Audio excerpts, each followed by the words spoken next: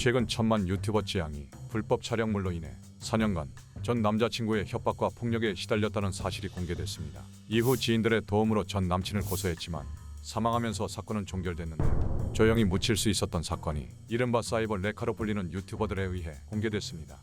7월 10일 한 유튜브 채널에서 라이브 방송을 통해 일부 유튜버들이 지양의 과거 폭로를 빌미로 협박하고 돈을 뜯어냈다며 통화 녹취록을 공개하고 의혹을 제기했어요. 이로 인해 지양은 방송에서 스스로 만천하에 자신의 피해 사실을 알렸습니다. 이번 사태의 배경에는 유튜버들이 서로를 물고 뜯으면서 지양이 이용된 것인데요. 지양은 가만히 있다가 2차, 3차 피해를 입었습니다. 실제로 일부 유튜버들은 지양 측으로부터 거액의 돈을 받은 것으로 전해졌습니다.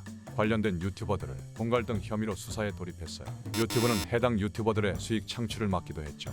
네티즌들은 주제도 실력도 안 되는 유튜버들 일망타진해야 한다. 이번 기회에 의도적인 명예훼손에 대해 처벌 강화해야 한다고 비판했어요. 사이버 레카는 유튜브 수익 창출을 위해 무분별한 폭로와 협박을 서슴지 않는 이슈 유튜버를 뜻합니다. 레카는 교통사고 현장의 난폭운전으로 출동하는 사설 군환차에 대한 멸칭인데 이슈 유튜버가 하는 행동이 비슷해서 단어를 따와 사이버 레카라고 하는 거죠. 이들의 영상에는 자극적인 내용이 많이 포함되어 있습니다. 알 권리와 정의 구현을 명분으로 타인의 신상을 터는 일이 다수 발생하고 있어요. 이를 사적 제재라고 합니다. 정당한 사법 절차를 거치지 않고 개인이나 집단에 의해 결정되고 집행되는 형태의 폭력, 사회적 제재를 뜻합니다. 지양 협박 사건 이전에는 사이버 레카 유튜버들에 대한 비판이 이 정도 수준은 아니었습니다. 6월에만 해도 밀양 여중생 집단 성폭행 사건 가해자들을 공개해 합당한 사적 제재로 주목받았는데요. 해당 사건은 2004년 밀양의 남고생 44명이 여중생 1명을 1년여간 성폭행한 사건입니다.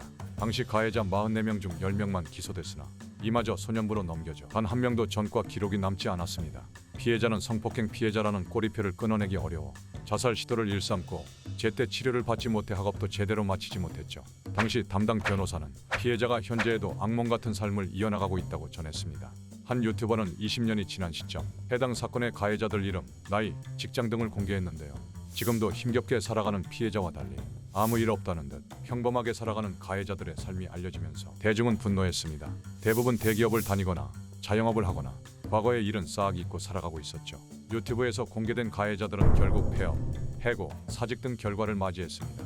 영상의 댓글들을 살펴보면 중범죄를 저지른 자에 대한 공개는 당연하다. 가해자 인생도 망해야 한다는 인과응보를 응원하는 의견이 대다수였습니다. 국민들은 이러한 영상의 좋아요를 누르면서 정의 실현에 동승하는 것 같은 만족감을 얻기도 합니다. 이 외에도 부산의 돌려차기남, 압구정 롤스로이 사건, 거제 교제폭력 살인 등 사건이 대표적으로 사이버레카 유튜버들이 신상을 공개해 사회적 여론을 만들었죠.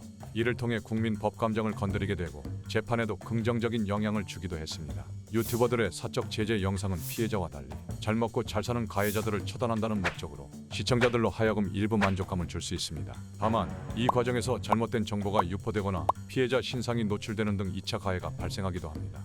밀양 성폭행 사건에서 피해자 측은 유튜버에게 영상 삭제를 요청했으나 삭제하지 않아 논란이 있었어요. 피해자는 레카 유튜버가 올린 영상으로 힘들어하고 있었다고 전했습니다. 일부 시청자는 피해자를 대신해 정의를 구현한다면서 정작 피해자에 대해서는 어떤 고려도 하지 않는다는 지적을 하기도 했습니다. 또한 한 유튜버가 가해자의 여자친구라고 공개한 사람은 사건과는 관련 없는 인물이라고 뒤늦게 밝혀지기도 했어요.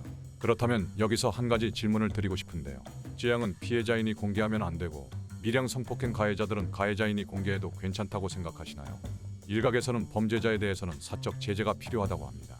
범죄자의 인권은 보장받지 못해도 된다는 이유에 많은 분들이 공감합니다. 다만 중범죄자라고 할지라도 개인이 사적으로 신상을 공개하는 것은 우리나라에서 허용하지 않습니다. 개인의 동의하지 않은 신상 공개는 명예훼손으로 처벌받을 수 있습니다. 우리 사회는 사실을 적시해 사람의 명예를 훼손한 것에 대해 긴 시간 동안 논쟁이 있습니다. 폐지를 주장하는 측은 표현의 자유를 제한해서는 안 된다고 주장했죠. 그러나 정보통신망에서 이루어지는 명예훼손에 대해 헌법재판소는 지난해 9월 합헌 결정을 내렸습니다. 정보통신망이 갖는 익명성과 비대면성, 빠른 전파 가능성으로 인해 개인에 대한 정보가 무차별적으로 살포될 가능성이 있다는 이유로 말이죠. 정보통신망법으로 사이버레카 유튜버들을 제재할 수 있지만 문제가 있습니다. 유튜버들이 영상을 올릴 때 의문, 의혹 같은 표현을 사용해 법망을 교묘히 피하고 있는 거죠. 규제할 제도적인 수단도 없는 상황입니다. 전문가들은 유튜브 플랫폼이 콘텐츠 제재에 나서야 한다고 지적했어요. 또한 타인의 사생활을 흥미 위주로 즐기려고 하지 않는 성숙한 태도도 필요하다고 덧붙였습니다. 무분별한 사적 제재가 난무하는 현재, 사적 제재가 실제로 사회적 정의 구현이 맞는지를 고민해야 하는 때입니다. 온라인상에서 사적 제재가 어떤 결과를 가져오는지, 사적 제재가 양날의 검이 되는 것이 아닌지 말이죠.